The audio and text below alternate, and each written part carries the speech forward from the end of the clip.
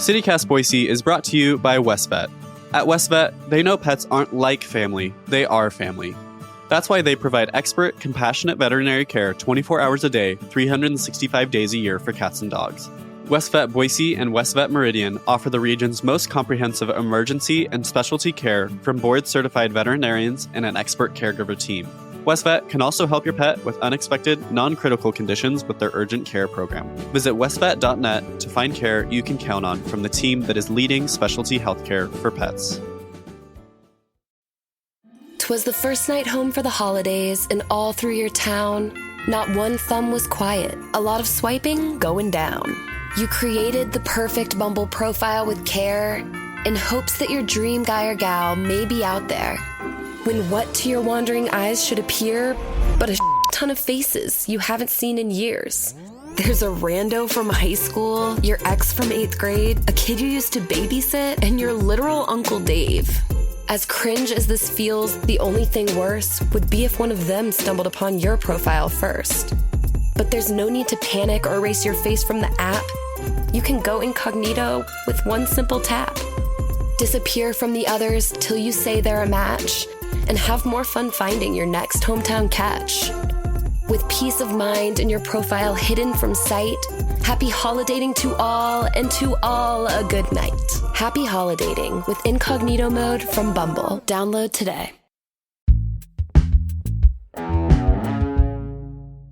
Today on City Cast Boise, Napoleon Dynamite is one of the most famous movies ever made in Idaho. But how does this iconic and wacky comedy hold up 19 years later? Earlier this year, we got the whole City Cast Boise team, half millennial and half Gen Z, together for a rewatch, and we're bringing back our mixed reviews. And just a quick note, this episode features our former host, Emma Arnold. Emma is a comedian based in Boise, and her album Myself that came out this past spring is available now. Visit emmaarnoldcomedy.com to learn more. We're also currently looking for our next host, and we'll have a link to that job posting in our show notes. It's Tuesday, December 26th. I'm Blake Hunter, and this is what Boise's talking about.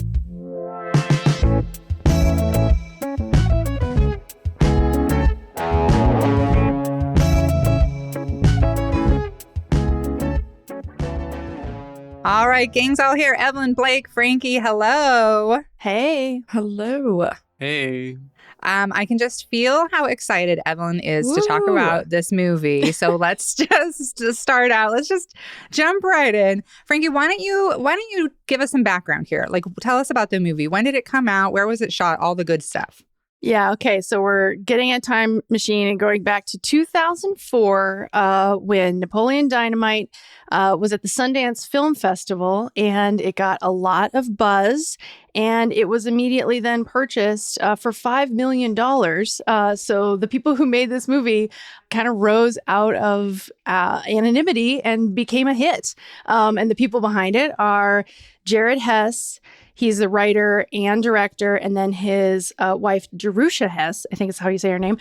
She co-wrote the film with him, and this was shot in Preston, Idaho, which is way down in the southeast corner of the state, basically, pretty close to Utah, very much in Mormon country, which is highly relevant to this story, and really launched the career not only of Jared Hess and his wife Jerusha, but also John Hader, who played Napoleon, John Grease, who, if anybody watched White Lotus, is an actor in White Lotus, and Haley Duff was in this film.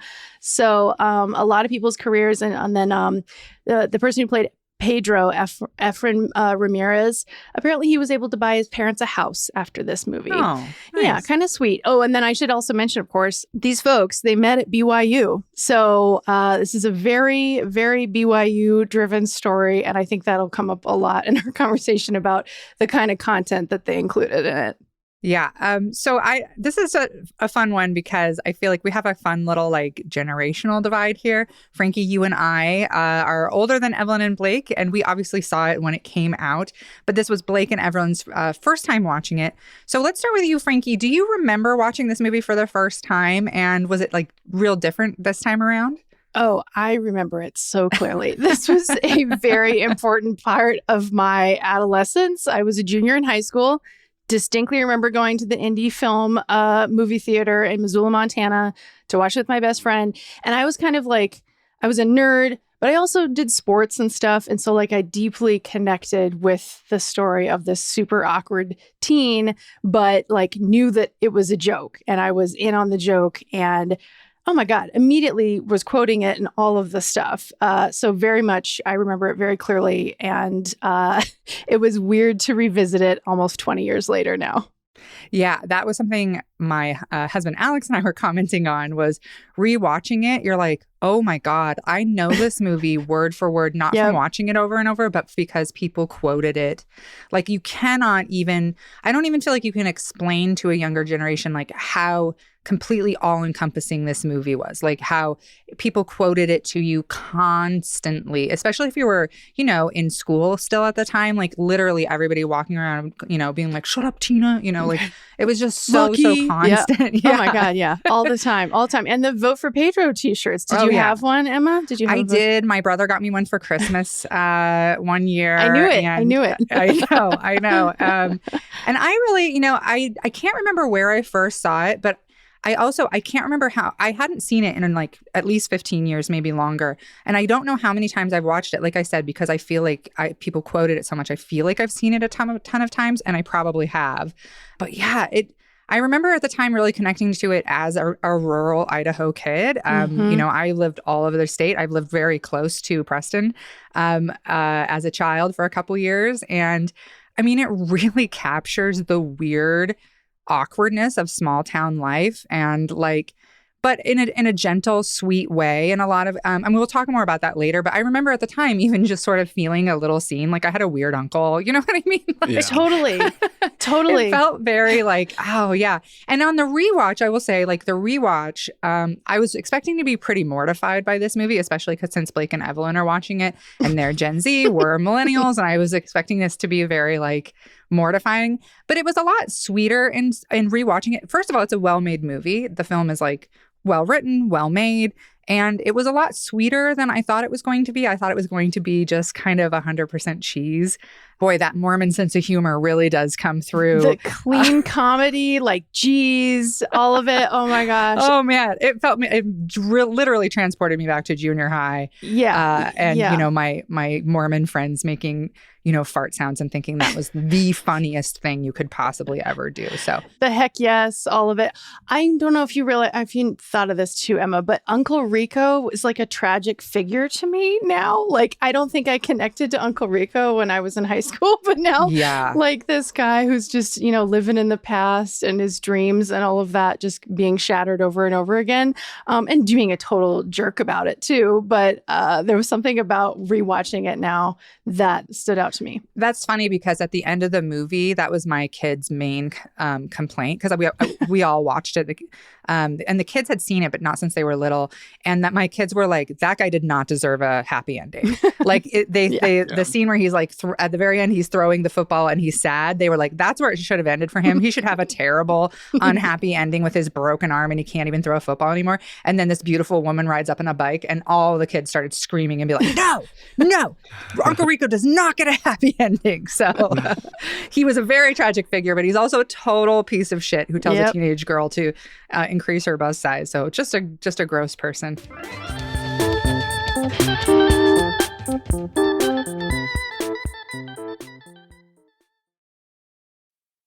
'Twas the first night home for the holidays, and all through your town, not one thumb was quiet. A lot of swiping going down. You created the perfect Bumble profile with care in hopes that your dream guy or gal may be out there. When what to your wandering eyes should appear but a ton of faces you haven't seen in years. There's a rando from high school, your ex from 8th grade, a kid you used to babysit, and your literal Uncle Dave. As cringe as this feels, the only thing worse would be if one of them stumbled upon your profile first. But there's no need to panic or erase your face from the app. You can go incognito with one simple tap. Disappear from the others till you say they're a match, and have more fun finding your next hometown catch. With peace of mind and your profile hidden from sight, Happy holidating to all, and to all a good night. Happy holidating with incognito mode from Bumble. Download today. Well, let's get to our Gen Z peeps here. I want to hear, Blake, why don't we start with you? What did you think? You grew up in a rural place. You grew up, very small town. Yeah, I did. And so it's kind of like I never watched this. Where I grew up, this was a very distinct choice to watch this movie or not to. And I did not. And I don't know, I'm actually kind of glad that I didn't, especially now, just because kind of seeing it with fresh eyes. But similarly to I almost didn't need to. It was also sweeter than I expected it to be, but it was so widely quoted, and we didn't really relate to it just because it was a different timeline, of course. But I think a lot of my peers actually watched it with a good amount of nostalgia for almost wishing that they had grown up earlier. You know what I mean? Like that they were of a previous generation, because I think that there's with Gen Z, there's sort of this forlornness, and it was just like, well, the planet is dying, and violence is bad and everywhere. Yeah. And so I think that was part of it too. And also just kind of the aesthetic of, small town life, rural Idaho life, where it's just kind of anonymous in a way that the world is just kind of permanently far away. What an incredible little piece of culture. It's really something. That's so interesting you say the nostalgia piece, because for me watching it, it made me think of how, I see my Gen Z kids, they're obsessed with the 90s, even though I'm like, you didn't live through the 90s. You lived through a minute and a half of the early 2000s. But that's their time period. And for us, as millennials, it was the 80s, even though that was our older siblings or even our parents' generation in some cases. I just thought that was so funny, because it did make me feel a lot of nostalgia when he has the long phone cord and he has to go around out. Yep. He takes the phone outside. I was like, oh my gosh, that is such an inherent piece of my childhood, having the long phone cord. The wood paneling in the house, and the casserole dish. Yeah. Oh my God. Yeah. Yeah, there is a lot of nostalgia stuff in there. And not simpler time shit, but honestly, no cell phone, watching people run around with no cell phone. I was like, yes. Oh, that looks kind of like heaven. So, well, Evan, I want to get to you. What did you think of it? What are your thoughts on it? Yeah, so this was my first time watching it. I actually never grew up with seeing any of the references, never really saw, I guess, that cultural impact that it had on people. Just really wasn't a thing here in Caldwell. And so I tried to be super open-minded. I tried to get in that 2004 mindset, and I just couldn't do it. I don't get it. What is the plot of this movie? That is a good question. Oh my God. I don't know. I hated it. That's a good question. The plot, let's see. What is the plot of this movie? A guy is kind of a jerk to a girl, but it's okay. It works out. They go to a dance, I guess, is maybe the plot at the end of the day. Boy feeds llama reluctantly. Yeah. What didn't you like about it? Specific, I had a gut feeling that you were not going to connect with this movie, but was it, you grew up, Caldwell's a small town, did you connect with any of the sort of rural small town elements of that at all? I don't think so. Maybe just seeing those farmers, I was like, oh, that looks like someone I see at a grocery store. So seeing the old white farmer men, I was like, oh, that looks like I have seen him at Walmart before. But everyone in the film looked so old. I couldn't get over it. I was like, these actors look so old. And then the fashion, disgusting. Everybody had hideous outfits on, and it was that's what stood out to me. I'm so glad you brought that up, because I feel like that is such a piece of small town rural poverty life that I connected to, because I think now, since there's Amazon and a lot of delivery and stuff that you can get, that's not really such a thing anymore in small towns. But really, when I was a kid, if you didn't have parents who were rich enough to take you shopping in a city or order from catalogs, you mostly dressed from your town's crappy thrift store, and the fashion on it, like, and also a lot of that stuff now is like kitschy or like kind of cool, like the horse t-shirt, you know, like. But that was not cool when I was growing up. And that was exactly how we had to dress, was like secondhand Wranglers, the ugliest, you know, I literally had an ugly Rick's College t-shirt, even though we were not Mormon, you know, God. The fashion I feel like is so spot on. I'm not saying it's not hideous. Spot on. It's for not sure. hideous. No, yeah. But Yeah. And I think one of the biggest things that stood out to me was that such a low budget, low production film, like how it became so iconic and such a staple, that like blows my mind. Yeah. Well, and I think, you know, you see like there was nostalgia for it at the time, but I think even watching it now, it's weird to me how like fashion wise and you're still sort of seeing some of those fashion choices, you know, like people dressing very country who have never actually been in the country, you know. So I don't know. It kind of has echoes, whether you like it or not still. I think it was kind of the beginning of like an ironic, you know, t-shirt wearing, wolves howling images. Like it gave you permission, if you were a Napoleon Dynamite fan, to be like, yeah, actually, I did get this at the thrift store and I'm wearing it. In kind of an ironic way, but also it fully in on the joke. But yeah, it's pretty hideous, especially like, oh, poor Deb. The stirrup pants from the 80s that she had to wear were just really, really rough. Yep. Yeah. So let's just go around really quick. Did you enjoy the film or just a straight up no? Evelyn, are you just a straight up no? You just did not like it at all? Yeah, I didn't really enjoy it. I think it's overrated. I didn't really giggle. And I will say, like, 2004 films are some of my favorite films because I'm a girly girl. So, like, Mean Girls and 13 Going on 30. Yep. And so what you see in a lot of those films and at that time is the main character is super, super awkward and they crave transformation and being popular and just, like, changing themselves. And that's one thing that you don't see in this film, actually, is that he's just awkward and he just remains awkward throughout the whole film. And that's just the way he is. He's living his life. So I guess that was interesting, but yeah, not a fan.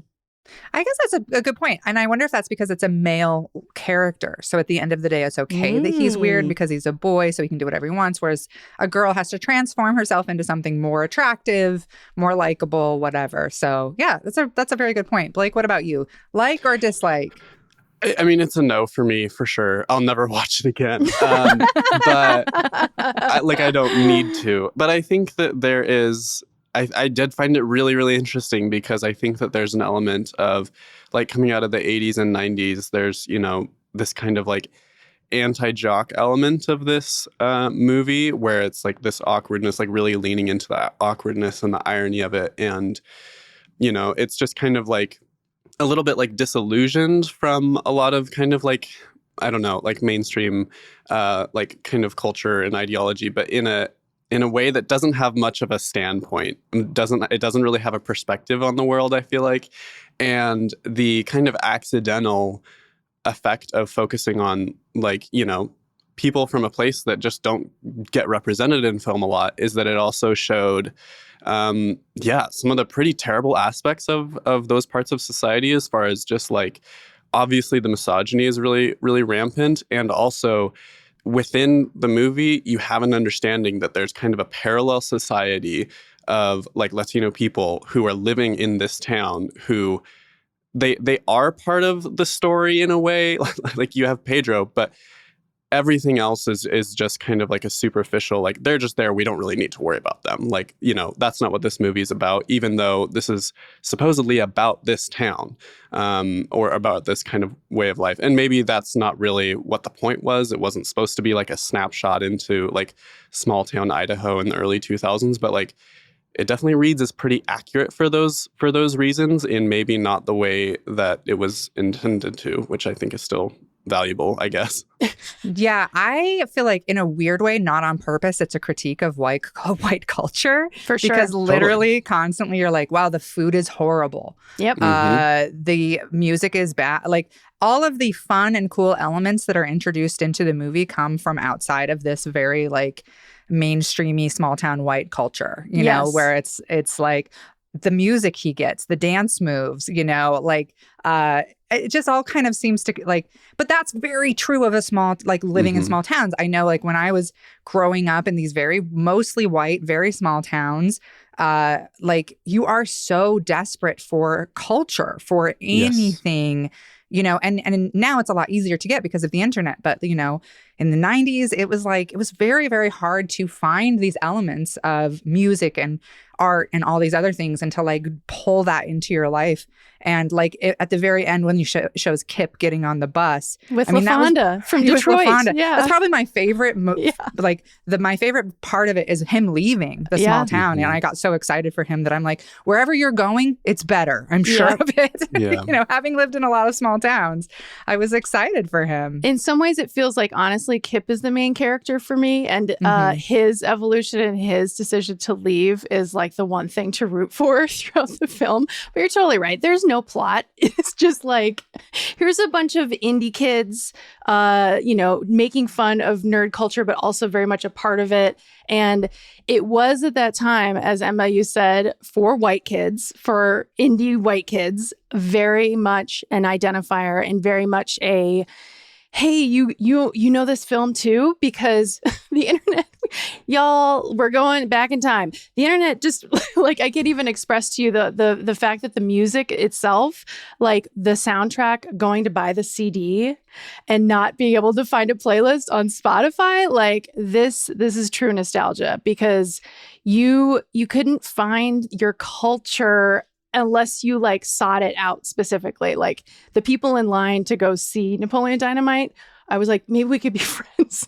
Yeah, I like what you said about like, it does kind of feel like rural white people desperately kind of trying to create a culture just because it's like, yes, there is a religious influence on it that's very palpable, but you know, we don't spend time in any churches or anything like that. And so it's kind of like trying to create a like, what is our culture? Like, what is our standpoint? Like, what do we do? Like, what do we stand for? Anything like that. And it's just like, the end result is like irony ? But, you know, that leaves you pretty empty-handed. Yeah, I think that's a very good point, because like the stories that were being told in 2004 so often were the stories of like the not actually very interesting white guy surrounded by interesting people. Yep. And like Pedro is such an interesting character. This kid who's so brave that he runs for president, you know, and I through the whole thing kept thinking, I would rather watch a movie about Pedro or Deb. Totally. Absolutely, Deb. Totally. Yeah. I was like, I'd watch that. Did you ride the bus to school? No, I ride my bike. What kind of bike do you have? It's a sledgehammer. Dang, you got shocks, pegs. Lucky. All right, well, let's do moments, okay? Any fave moments, cringe moments, your least or most favorite character? I'm going to start because you know who my most favorite character is? Grandma. Yes. I know her. I know so many people exactly like her. I was like, queer icon. They say she has a boyfriend. I was like, that she doesn't have a boyfriend. No, she does not. They show that one clip of her dune buggy when she breaks her whatever, coccyx or whatever. There's all these like people in cutoff shirts who are kind of gender ambiguous and everybody's screaming for her. And I was like, this queer icon, this is Pride Month. I love her. She's raising 2 grandkids clearly kind of on her own. And she's got a pet llama she's best friends with. Love her. She's my favorite character in the whole thing. Tonight, me and your aunt are going to go visit some friends, and we're not going to be back till tomorrow. Well, what's there to eat? Knock it off, Napoleon. Make yourself a dang quesadilla. Fine. I kind of second the moment that you cut away from, like, she's like, oh, I've got to go. I'll be back tomorrow. And then you cut away to her, like, riding the dune buggy on some sand dunes, probably the St. Anthony sand dunes or something. And it's just kind of like a good, I absolutely know that woman who's trying to raise two people like 40 years younger than her, and she's so much cooler than them. Like just has like more going on in her life. The one moment that really got to me was when they walk into the dance and Forever Young starts playing. I was just like, I was like fighting the urge to get up and walk out of the room, because it is the one moment that actually kind of got to me. I was like, that's pretty good. Like that, I appreciate that. Speaking about the dance, the only part I giggled was when Napoleon went to go pick up this girl to go to the dance, and it cuts to the shot of him with the cholos going to the dance. Like, that's when I giggled, and I was like, so okay. good. That was pretty cute. Yeah, I liked that too. I was like, I'd like a whole movie about these two. Yeah. What are they doing in this small town with this amazing car? The only people playing good music in the entire town. I was like, more of them, Until please. LaFonda gets there. Yeah. Until LaFonda gets there. Yeah, obviously. What about you, Frankie?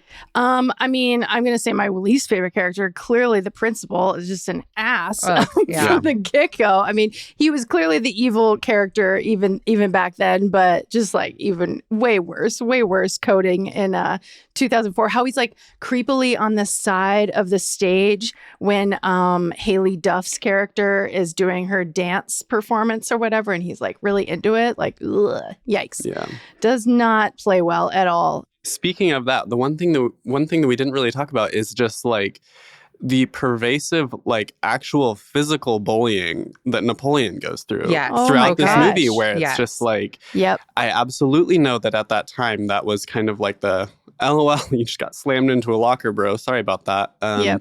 Which is also just like a very, very prescient example of like how men are taught to deal with violence, and how they're taught to like metabolize that into how they interact with other people. I thought that was like, ooh, that's a tough one you kind of want to look away from that one. 100%. Yeah, I thought that was I was like, of everything in this movie, generationally, I feel like that is the most stark, because, I know, like got beat up almost every day of 7th grade by a girl who broke another girl's nose so bad she had to like be out of school for months. And I mean, like the physical bullying when I was a kid was like very, very real. And I know my own kids, the bullying that they have faced, or, the stuff I hear about their friends facing, is more emotional. It's more verbal. But starting around like when I started having kids, they started having these anti-bullying things in school and actually having conversations about this. And it was no longer just boys will be boys and shove another boy into a locker, or, oh, let them work it out. Like, we really started to be like, which is very generational, because I think part of what I connect to in this movie is just being parented in the most benignly neglectful way possible, if you're lucky.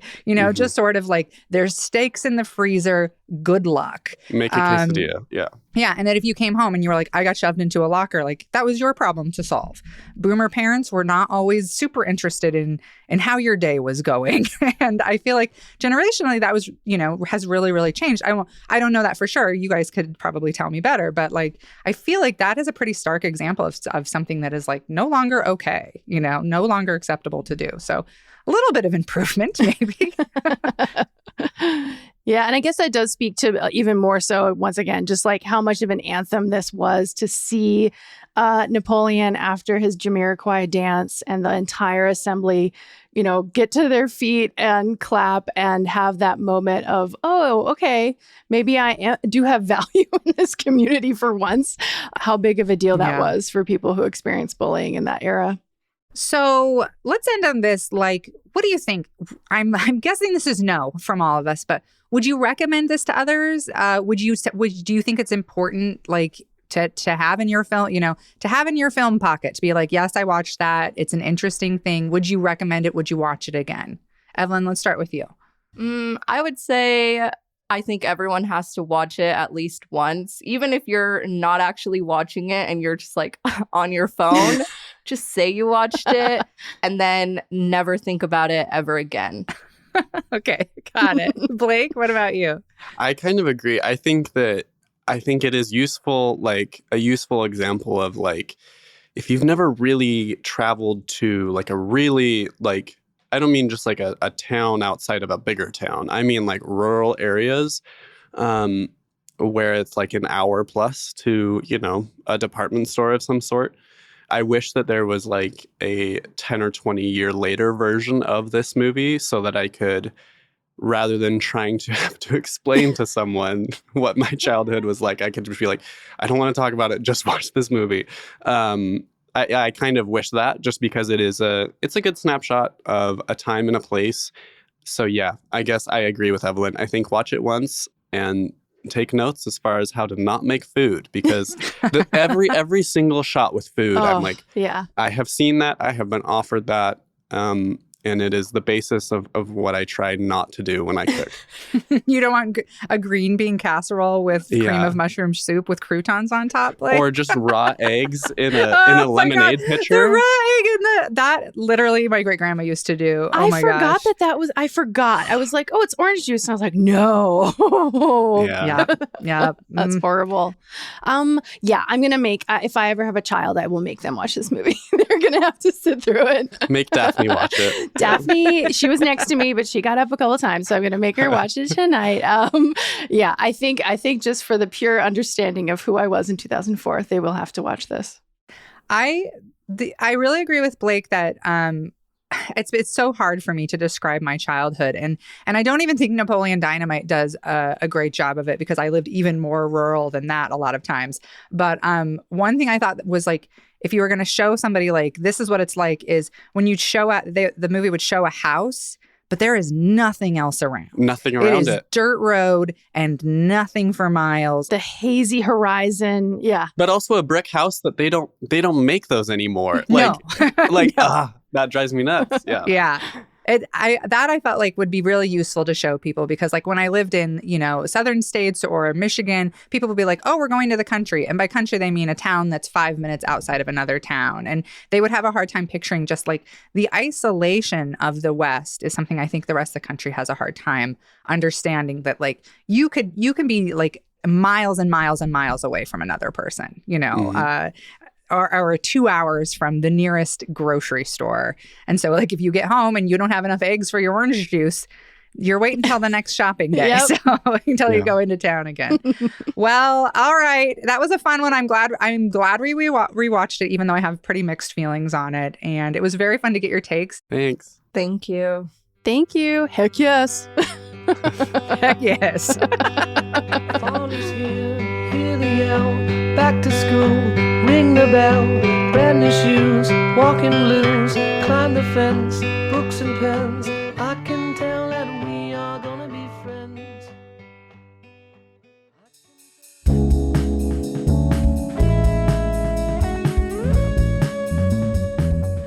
That's all for today here on City Cast Boise.